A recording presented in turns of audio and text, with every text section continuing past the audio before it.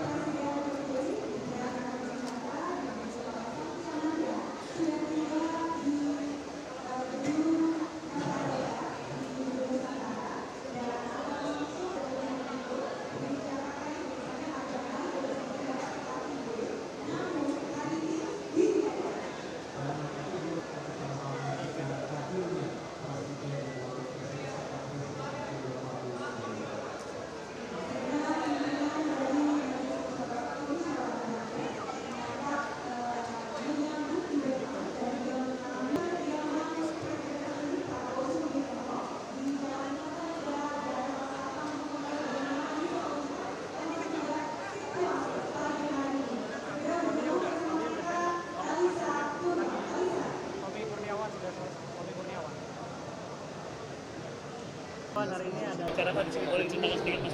Ya, hari ini saya ada acara menghadiri pelantikan Presiden dan Wakil Presiden terpilih Bapak Prabowo dan juga Gibran pada hari ini. Saya sebagai anggota MPR berkewajiban untuk datang menghadiri pelantikan beliau.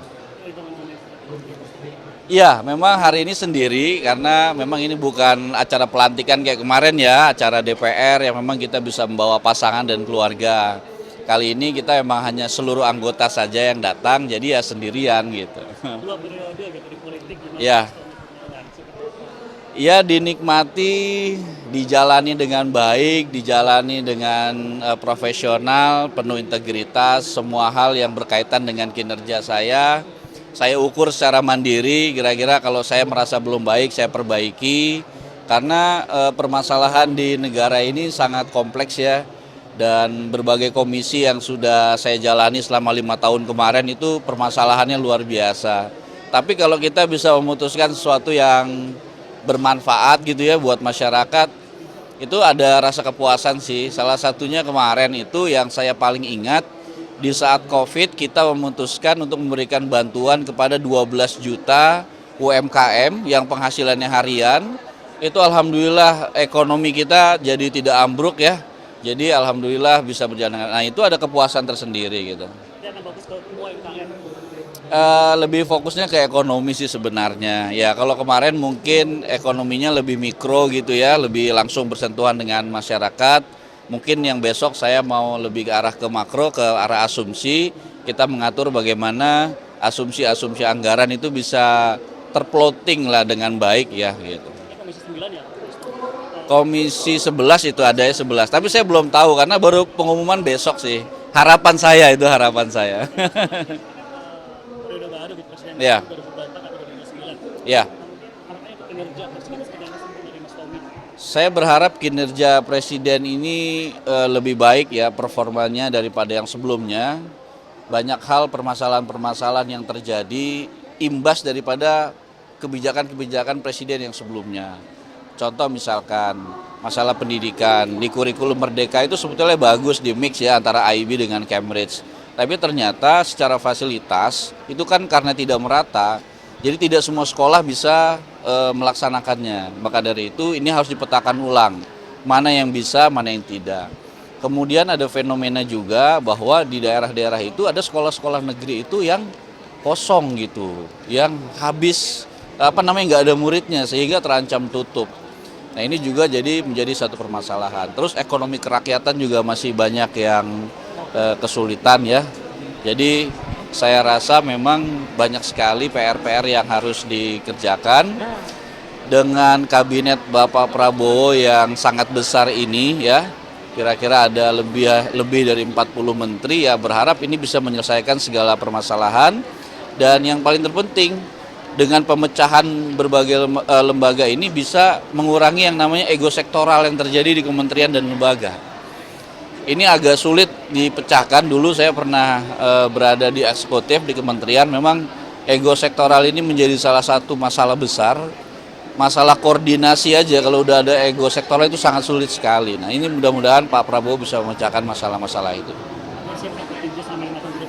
Siap, saya siap bekerja, siap berkontribusi, memberikan pemikiran, terutama dari fraksi Partai Kebangkitan Bangsa, berpesan ya, Caimin berpesan kepada kita semuanya untuk terus berkontribusi untuk kemajuan ekonomi dan juga lain-lainnya. Ya, saya harapannya memang ini bisa di booster ya, kita bisa lepas dari pertumbuhan ekonomi 5%. Nah, saya berharap strategi-strategi nanti yang akan dilakukan, yang akan direncanakan oleh pemerintahan ke depan itu bisa lebih efektif. Sehingga pertumbuhan ekonomi ini bisa lepaslah dari 5%. Anggaplah nggak usah jauh-jauh sampai 8%, misalkan 6% aja dulu seperti itu. Karena dengan kenaikan ekonomi 1% aja itu sudah luar biasa menurut saya gitu. Nah ini kan kalau masalah infrastruktur tergantung prioritas ya dari Bapak Prabowo nanti. Arah kebijakannya mau kemana. Kalau Pak Jokowi kemarin memang fokus untuk aksesibilitas gitu ya. Aksesibilitas, konektivitas di berbagai daerah. Contoh misalkan Sumatera. Dengan adanya tol itu mungkin bagi beberapa pihak ini terjadi banyak hal. Misalkan BUMN-nya jadi hutang. Tapi secara pertumbuhan ekonomi, secara kelancaran barang dan lain sebagainya ini bermanfaat sekali buat masyarakat.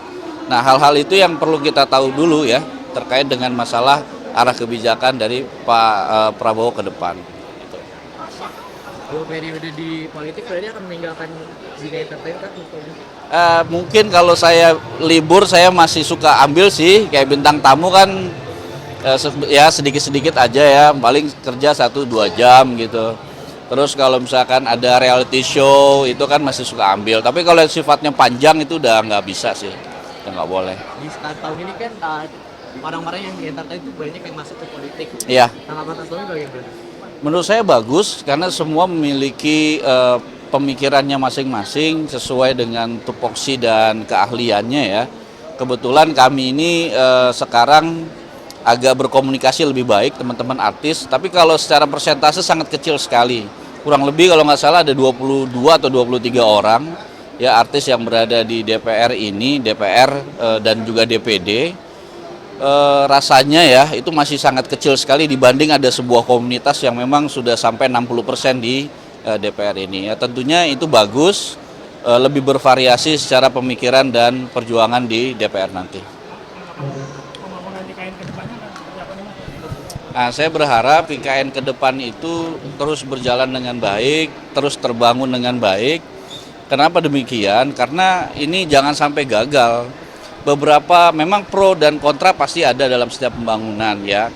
Tapi beberapa masyarakat Kalimantan itu juga mengharapkan dengan berjalan dengan baik, dengan adanya masyarakat yang beraktivitas di Kalimantan semakin banyak, otomatis itu Kalimantan penyangga yang lain yang suplai misalkan seperti bahan-bahan pangan, bahan-bahan material untuk pembangunan dan lain sebagainya itu kan tumbuh.